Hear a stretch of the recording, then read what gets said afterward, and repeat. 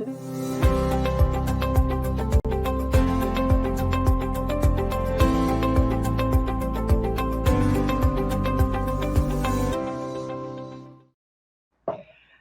muito bom dia para você, muito boa tarde para você que nos assiste aí na Rede O Campo. Estamos começando mais um panorama de mercado aqui nos estúdios da Coppermota. Eu, Vanessa Zandonati, acompanhada do nosso gerente de comercialização, Juliano Plens, e do outro lado, Guilherme Ciocali, nosso parceiro da Stonex. Bom dia! Olá, Vanessa! Olá, Juliano! Olá, cooperado, cliente da Coppermota. Mais uma vez, um prazer estar aqui com vocês para a gente fazer um pouquinho desse bate-papo sobre o mercado. É isso aí. Vamos então começar com a soja. Como é que está no mercado internacional?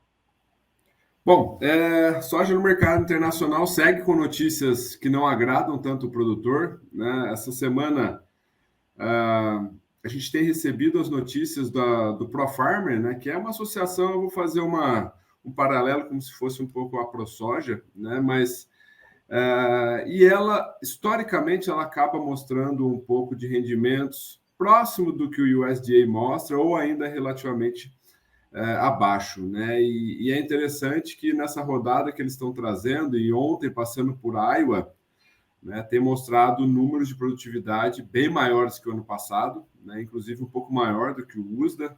Isso vai trazendo, né, notícia de que a safra americana realmente vai se concretizando e que a safra americana realmente ela é robusta, né? Só para vocês terem uma ideia, ontem mostrava ali Iowa, o ano passado, na casa de 193 sacos por hectare, esse ano mostrando próximo de 213, claro que na hora que entra no campo é um pouco diferente, né? Vagem, mostrando 300 vagens a mais, né, por hectare, então isso tudo mostra o potencial de produção que a safra americana tem, né? Na China, continuam notícias não tão agradáveis ao produtor, né? Infelizmente, o ritmo de esmagamento ele vem perdendo força para tentar se livrar dos estoques. Ontem, novo recorde de estoque de farelo, né, sobrepondo inclusive de 2018, que tinha sido o maior, né, de farelo, não de soja, tá? Quando iniciou a guerra comercial com os Estados Unidos. E basicamente isso vai dando um tom, né, de possível mais cautela nas compras por parte de China, ainda mais que a sinalização de recebimento em setembro é de muita soja ainda, ou seja, a manutenção desses estoques altos vão continuar.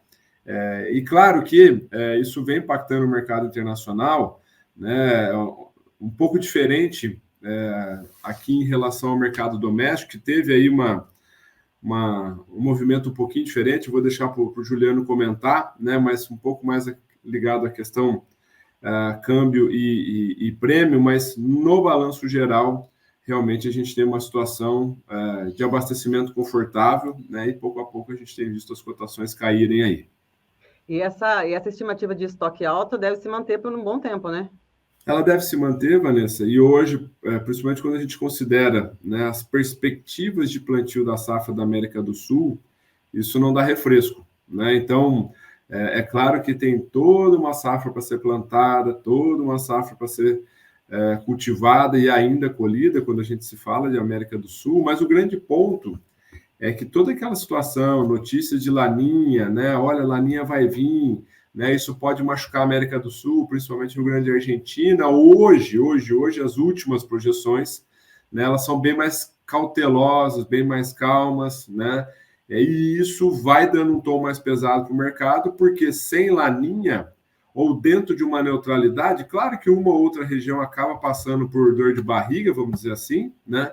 Mas no balanço geral, a expectativa realmente é de uma safra cheia de América do Sul, né? Então, isso contribuiria ainda mais para a possível elevação dos estoques, que hoje, se a gente for considerar o que está vindo dos Estados Unidos e mais as perspectivas de América do Sul, estaríamos agregando próximo de 25 milhões de toneladas a mais de soja do que o ano passado.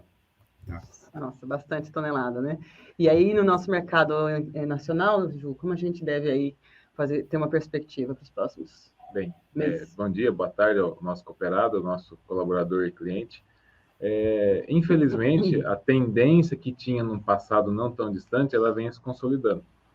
Nós pudemos notar aí na tela de Chicago abaixo dos $10 por bushel, né? Isso era uma tendência e, infelizmente, ela se consolidou. Bastante baixo.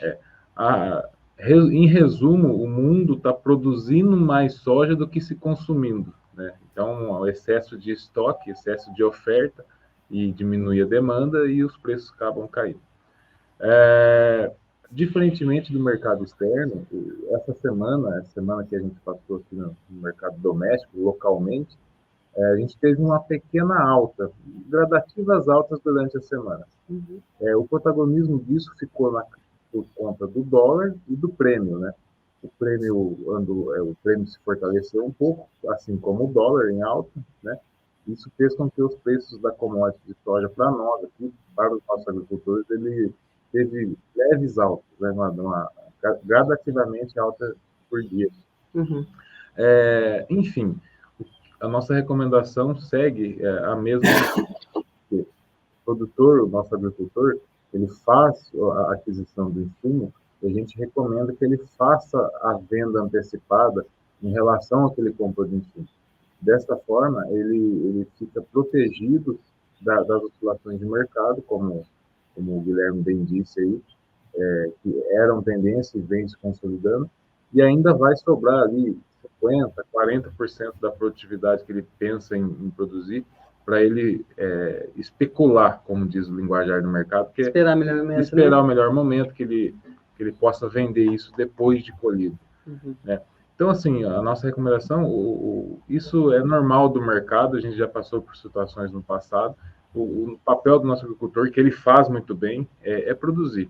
É olhar para dentro de casa, olhar para dentro da porteira, fazer os seus custos, né? E fazer a venda antecipada e fazer o nosso papel ali, que ele faz muito bem feito, que é produzir.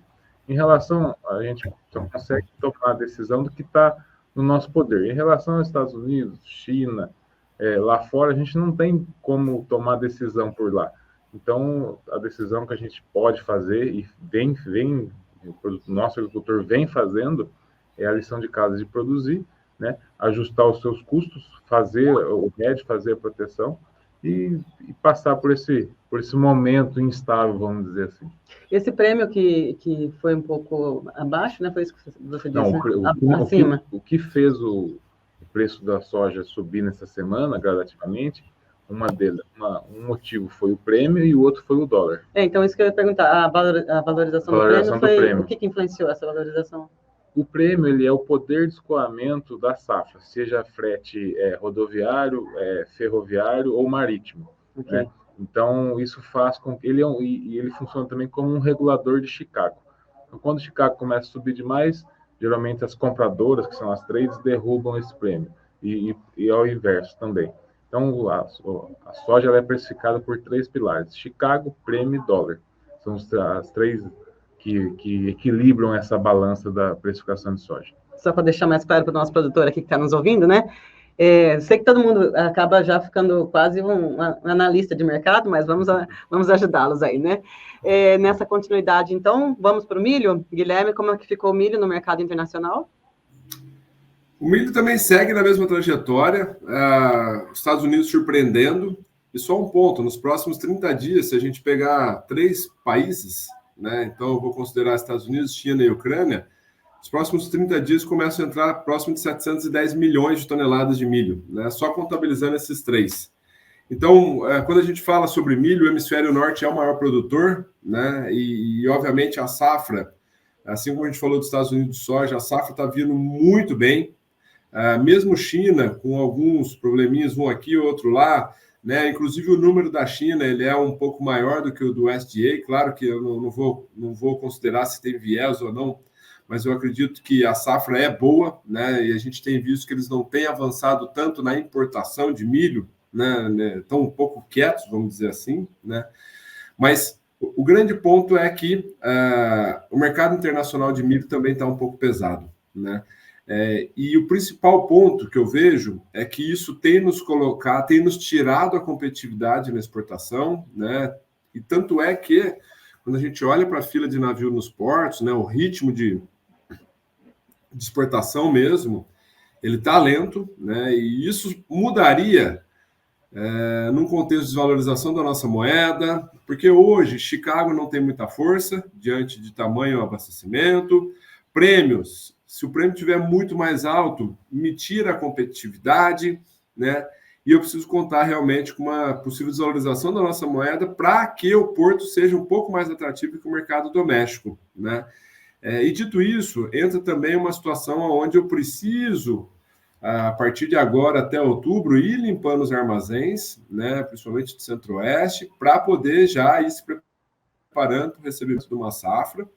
E a gente vai começar a ver, né, a partir de agora, mais oferta de milho dos armazéns para poder preparar a logística para exportação, né? Hoje estima-se que o programa já esteja, né, até outubro, pelo menos, comprometido para milho, mas no ritmo que a gente está, né, pode ser que a gente exporte 35, 36 milhões de toneladas, e isso nos daria um estoque de passagem de 19, 20 milhões de toneladas, né? Então, isso contabilizando a produção que se estimou, né?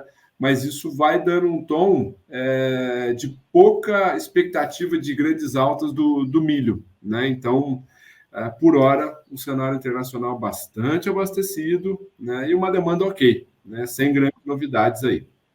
Uhum. E essa realidade semelhante também se aplica aqui no mercado nacional?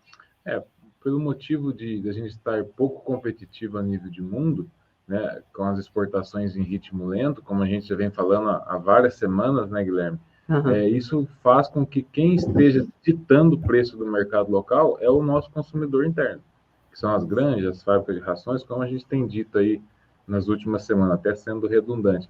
Então, essa semana, né, com essa pequena alta do dólar, com menor relevância, mas foi o que fez com que o milho tivesse uma pequena alta no dia de ontem, bem menos relevante do que foi na soja, podemos dizer assim, mas ainda quem está ditando o preço no milho no mercado interno, na nossa região, são os consumidores internos.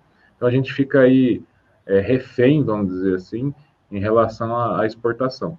Porque se a exportação tivesse igual no ano passado, aquecida, puxando, faz com que o nosso consumidor interno também passe a ser mais agressivo na questão de precificação para poder adquirir o milho e se estocar. Então, a gente segue na mesma linha das últimas semanas. A questão da colheita praticamente finalizada, né? Nós temos algumas unidades nossas bem pontuais que ainda estão recebendo, aqui no norte do Paraná, uma ou outra unidade aqui no estado de São Paulo, mas podemos dizer aí que está finalizada. E aí a recomendação também segue do mesmo jeito como a soja? O agricultor agora chegando próximo de 30/8, 30/9, né, que são quando tem o vencimento de conta, é isso que o Guilherme falou. Ele já começa a ir para o mercado, fazer esse negócio para poder honrar com seus compromissos e, de novo, né, quem fez contrato lá atrás, que quando adquiriu o seu insumo, esse está um pouco mais confortável, vamos dizer assim, em níveis de precificação. Então, de novo, falar para o nosso produtor ficar atento ao mercado, sim, mas sempre se precaver e se planejar. Fazer sempre, a proteção. Exatamente. Sempre a nossa recomendação. A recomendação principalmente aqui do nosso setor de comercialização, né? Então é isso, a gente passou aqui esses minutos com vocês, conversando sobre a questão do nosso mercado, no nosso panorama de mercado, e nos preparamos para estar com vocês novamente na semana que vem, com mais informações. Ficamos por aqui. Até lá. Até. Tchau, tchau. Obrigado.